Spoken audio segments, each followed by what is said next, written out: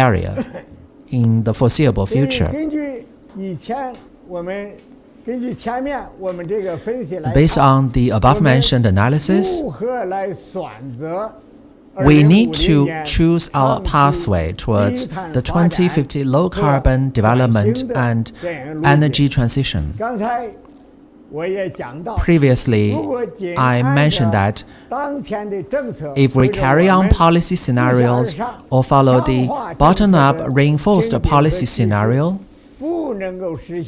we simply cannot meet the global 2-degree or even 1.5 degree scenarios. But on the other hand, the current development stage simply cannot accommodate absolute reduction of CO2 emission, because the only thing we can do between 2030 is to peak the CO2 emission before 2030. And after that, we can achieve abatement of the absolute value of CO2 emission, which means that China needs to be pragmatic and map out the road, combining the targets on both sides. Before 2030, our target is to peak CO2 emission. Therefore, we want to choose the reinforced policy scenario as the baseline policy foundation to speed up the transition of our economy and the energy sector to peak CO2 emission as soon as possible. Once it is peaked, following that, we need to take immediate measures to shift over to the reinforced policy scenario to go to the 2-degree or even 1.5 degree target scenarios. That means the purple shade in my screen. On the top, you can see a curve scenario for 2-degree. On the bottom, that is 1.5 degree target scenario. China pledges to achieve carbon neutrality before 2060. That pledge was made after our study was finished. Our study time frame goes all the way to 2050. According to our analysis, if we hope to achieve carbon neutrality by 2060, we have to achieve the 1.5 scenario target illustrated on this chart, or at least we need to approximate that target, which means that even if we miss the 1.5 target, we have to be as further away from 2-degree as possible, which means that by 2060, to achieve carbon neutrality, we are in fact targeting the global scenario of 1.5 degree temperature rise. So basically, the 2060 target is based on the target of 1.5 degree. We have to reinforce our NDCs before 2030 to peak CO2 emission as soon as possible. But after 2030, we have to shift over to the 2-degree target scenario or the 1.5 degree deep abatement target. By 2050, we will be able to achieve the promise made under the Paris Agreement, and by 2060, we can achieve carbon neutrality. Previously, I talked about the primary task in the immediate future is to peak CO2 emission as soon as possible before 2030, which in reality is reinforcing and updating China's 2030 NDC contributions under the Paris Agreement.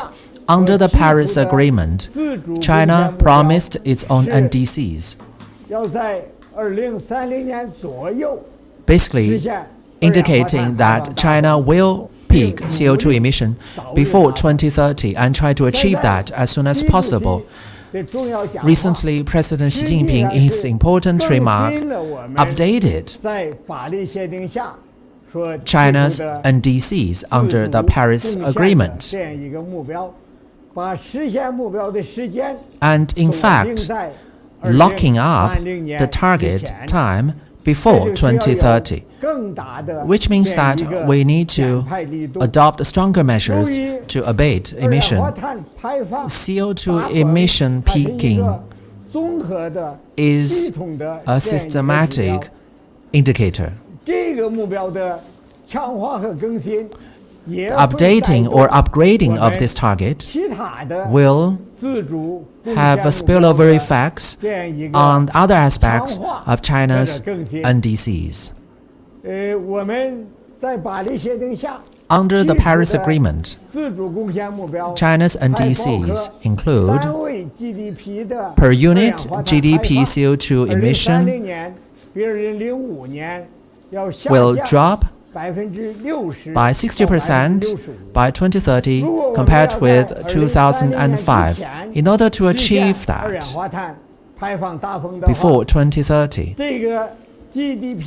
then the per unit GDP CO2 intensity drop need to be more than 65%. To achieve CO2 emission peaking, we have to focus on per unit GDP CO2 intensity drop target. Because our economy is still growing, our energy consumption and demand are growing, the newly added energy demand will lead to incremental CO2 emission. We have to reduce the per unit GDP CO2 intensity in order to offset that. In that way, the overall CO2 emission will not increase, and then we can peak the CO2 emission by 2030. And in future, the GDP growth rate in the 14th five-year plan period will be around 5%.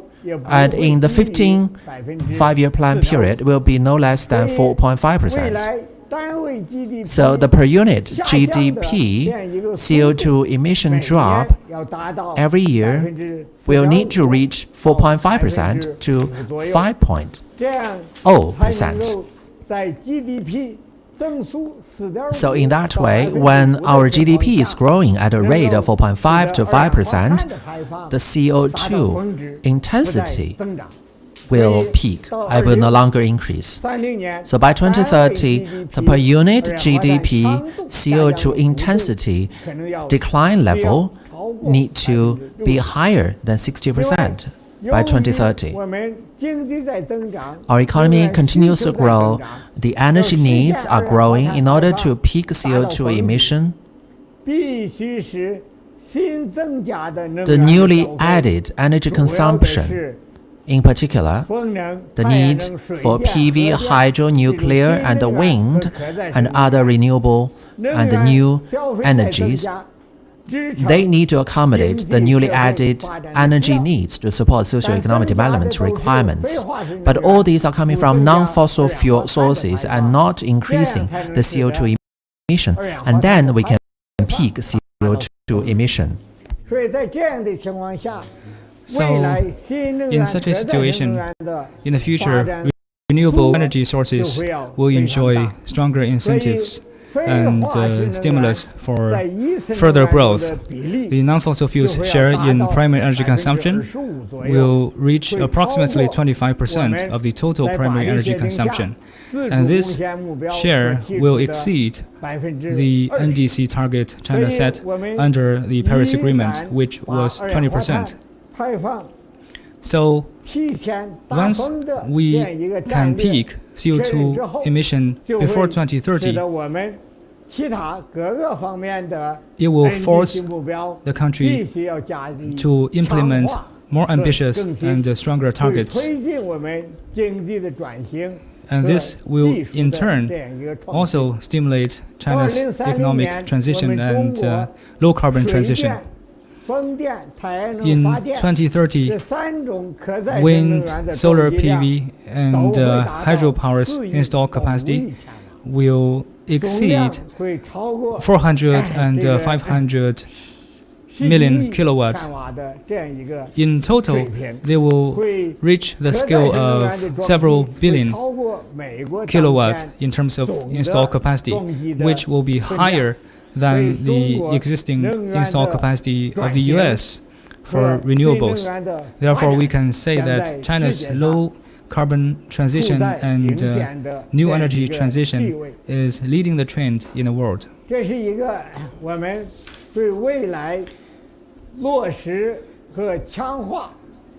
This is the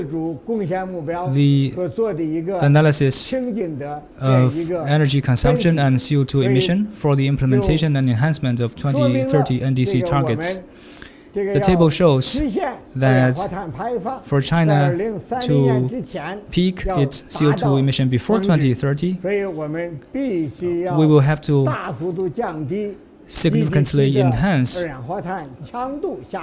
the share of non-fossil fuels and also decrease the carbon intensity of GDP so that the CO2 emissions after 2025 will level off, and then we can achieve a stable peak before 2030 and start to decline after that. To achieve such an ambitious target, China will need to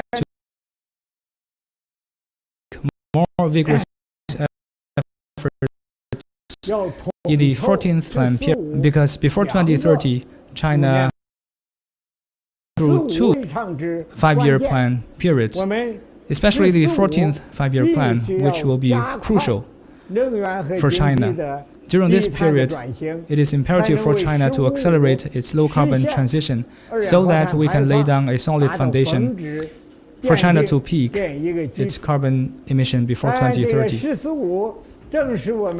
Of course, the 14th 5-year plan will start at a time when China is striving to recover its economy after the pandemic, and it will be closely watched by the world as a bellwether for global economic recovery from the pandemic.